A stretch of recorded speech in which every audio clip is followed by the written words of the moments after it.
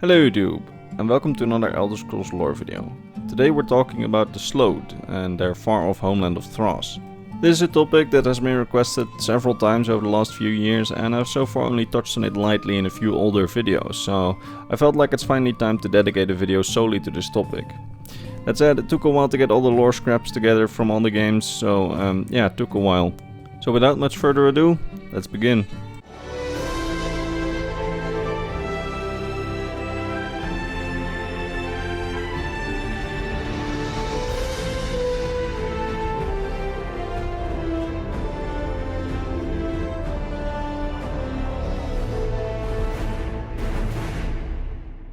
So, most people by now have at least heard of the Sload race and their homeland of Thras.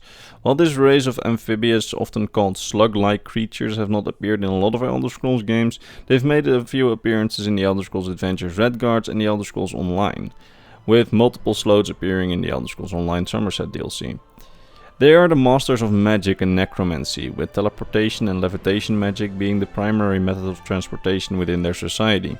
This is due to their bodies, especially in adulthood, being very inconvenient to move around, as you can probably see in the pictures. They are also the masters of necromancy and have an innate adeptness to it and love experimenting on dead bodies. Some legends even tell of magical airships being used by the Sload in order to transport masses of Tamrielic dead to the Thras Islands in order to be used for experimentation. And sometimes, when they can't find Tamrielic dead bodies to experiment on, it's said that they will even experiment on their own children, or larvae as some call them. But usually Tamrielic bodies are relatively easy to come by, as it's Redguard tradition to bury the dead by the sea on islands, and thus the Sload would often scout the coast of Hammerfell for their experimentations, sometimes even setting up field laboratories of sorts there.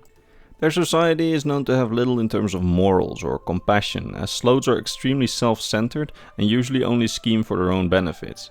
And the Sload are known to break laws rather easily when the laws obstruct their goals. They will easily steal, torture, or murder if that's in line with their goals, and most Tamrielic observers agree that the notion for greed is the only thing that the Sloads have ever displayed in terms of emotion. They do not seem to seek love, are not interested in friendship or loyalty or anything of the sort. Most adult Sloads don't even care about the survival of their own race, and they are being more occupied with their own experiments. It is said quite quickly after their reaching of adulthood, the Sloads will lose their capability for reproduction, and that from that moment on they will solely care about their own goals. This results in a clear division between young Sloads and older Sloads, with Sloads in adolescence, which are not able to survive on land, being the ones responsible for their reproduction in the sea, and older Sloads, after they can start living on the land, disconnecting themselves from the others to focus on their own business. Once a Sload reaches adulthood, it will no longer care for the fate of its own children, and as said before, will sometimes even experiment on their own kin, or they will use dead Sload larvae for the production of Sload soap, a weird alchemical substance making an appearance in Morrowind and the Skyrim Creation Club. In addition to a proficiency in magic and necromancy, a sharp mind is very much valued in the society of the Sloads. The greatest heroes of their society are those with sharp minds that overthink every little detail of their plans, sometimes contemplating for years and then manage to execute their plans flawlessly. Being hasty and reckless is being heavily frowned upon in the society of the Sloads, with their great villains being the ones that act hastily and recklessness. So, most of the Sload population is known to be very cautious in their decision making. It is said that it takes a very long time to get a clear answer from a Sload, as a Sload will usually just intentionally ponder their answers for a long time and don't choose to answer hastily, and rather wait until they've basically examined every little tidbit about the answer they want to give.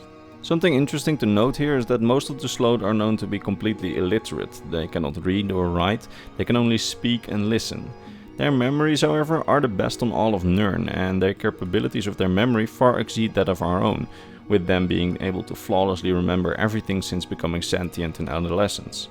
As far as we know, the Sloads do not worship any pantheon of gods. They don't have a pantheon of their own and do not recognize the authority of gods, but they do recognize the existence of gods and Daedra, and when it serves their own goals, they will sometimes even worship a Daedric prince in order to get some kind of benefit. But this is done solely for their own goals, more like a business transaction. It's not genuinely worship for a prince. The same goes for individuals on Tamriel. They will not subject themselves to any ruler, for example, they won't subject themselves to the Emperor or anything like that, but they respect powerful necromancers and those individuals with a sharp mind and have allied themselves with them throughout the years whenever it serves their own purpose. A good example of this is their alliance with Menamarco, one of the, if not the greatest necromancer that has ever lived. They basically allied with them for their own goals because he had similar goals to them, being a powerful necromancer. That said, none of these allies ever seem to have visited their coral kingdom of Thras, a chain of 16 islands in the far west of the Abyssinian Sea.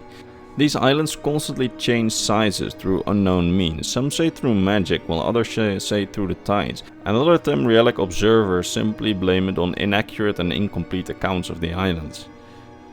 The accounts of those who've seen the great coral kingdoms of Thras are mostly incomplete, as not many who accidentally sailed there ever returned, with most of them getting lost at sea and then being captured by the Sloads, killed and then used for necromantic experiments. The only ones that seem to have ever been welcome to visit the islands and lay a gaze on its wonders and the large coral tower were the Marmer, whom with the Sloads seem to have a loose alliance in the past. The few accounts that we have of their islands, however, all depict a large coral tower, a large tower made out of blood-red coral built upon one of their islands, and said to have been even larger than the White Gold Tower. With that being said, the tower got destroyed during the invasion of Thras by the Alflag's navy, a navy formed of troops from all of the nations of Tamriel sent to Thras to destroy it as a payback for the Thrassian Plague which the Sloads had unleashed on Tamriel several years before. But I'm getting ahead of myself here, because due to their necromantic tendencies and their self-serving nature, the Sload and the races of Tamriel have never been the best of friends. There have often been wars, invasions and other instances in which usually the contact wasn't very nice. They've been at odds with the inhabitants of the Somerset Isles especially, seeing as parts of the islands are seen as their property by the Sloads. They've sieged cities on the islands multiple times, in the end all failing, with the most famous probably being the siege of Skywatch. However, at the start of the last millennium of the First Era, the Sload committed their most gruesome deed. They unleashed the Thrassian Plague upon Tamriel, a plague responsible for the halving of Tamriel's population and livestock.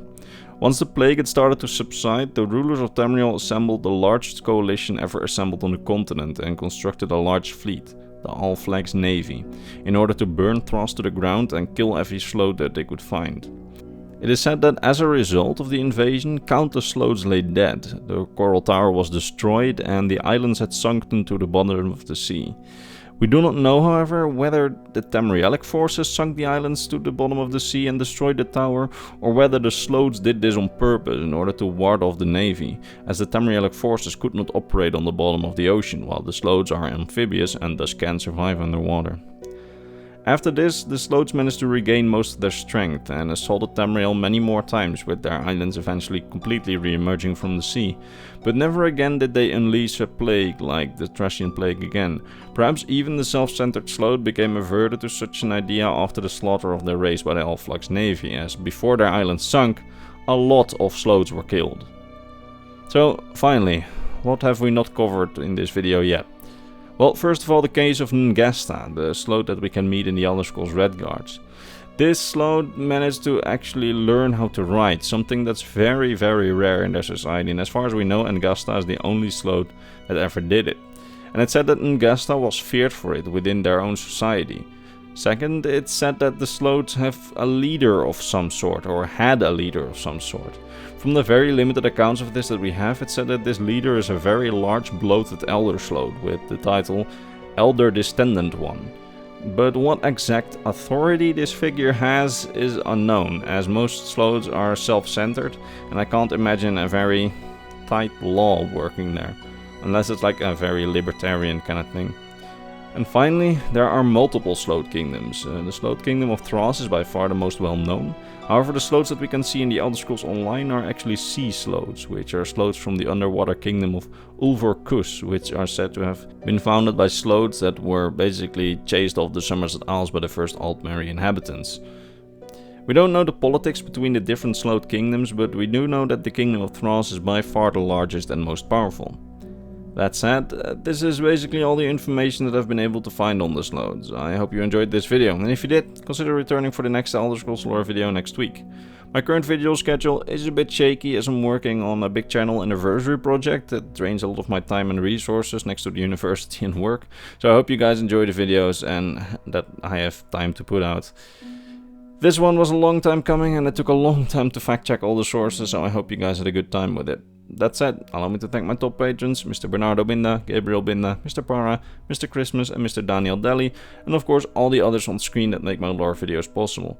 These people, my patrons, recently got a tour of my, well, room, office, home, I don't know what you want to call it. I basically showed off my Elder Scrolls collection and showed off all the virginity that I have, so if you want to see that, consider joining the Patreon. That's my cue to leave, and I'll start working on the next lore video, and I hope to see you again next week. Bye bye.